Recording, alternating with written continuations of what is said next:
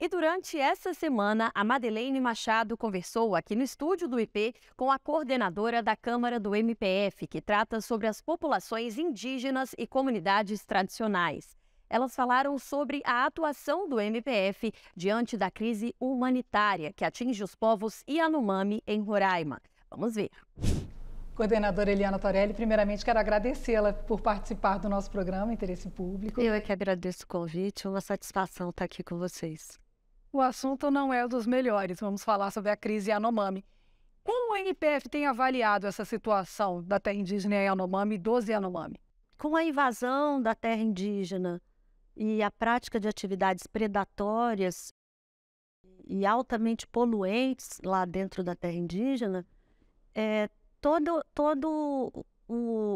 os recursos naturais que eram destinados à sobrevivência desse povo começaram a ficar escassos, né? A poluição dos rios por mercúrio, ela mata os peixes, ou os poucos peixes que restam, eles estão contaminados.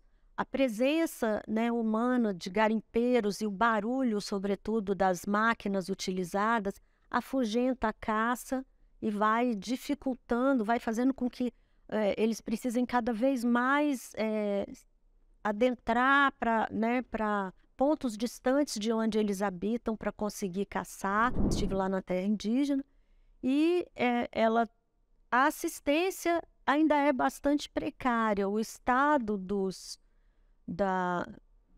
equipamentos de saúde é bastante precário, mas até a própria dificuldade logística de remover pacientes para Boa Vista, né? Porque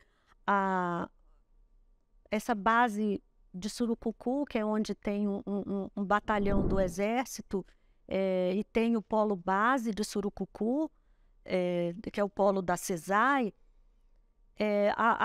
lá para Boa Vista realmente só por transporte aéreo. E foi esse o quadro que a senhora encontrou? Foi esse o quadro. Desnutrição total. Desnutrição muito grave, assim, crianças e adultos também, que às vezes têm que caminhar muitas horas na floresta com malária. Eu vi crianças, o que realmente me deixou muito, muito comovida, crianças com falhas muito grandes no cabelo, causadas por contaminação de mercúrio. E quando a gente fala da crise Yanomami, a gente não está falando de um caso tão recente, porque o garimpo já está lá, o garimpo ilegal já está na terra Yanomami, já está naquela região há muito tempo, e a Sexta Câmara vem atuando para coibir, para tentar fazer, pelo menos, se não cessar, mas pelo menos diminuir essa crise que tem ali. O que exatamente tem sido feito?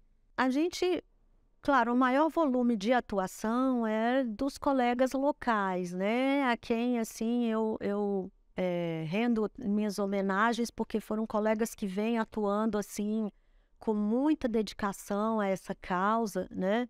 E, assim, foram movidas diversas ações civis públicas, ações, eu vou citar algumas, para a construção das bases de proteção etnoambiental da FUNAI, que são postos da FUNAI que ficam em locais estratégicos do território de determinadas terras indígenas, e especialmente esses locais mais remotos. Outra ação do Ministério Público Federal foi uma outra ação civil pública que foi movida justamente para a desintrusão do território Yanomami, e essa ação, basicamente, ela pede a desintrusão de 7 terras indígenas, entre as quais a terra indígena Yanomami, que estão em situação assim, de invasão muito crítica.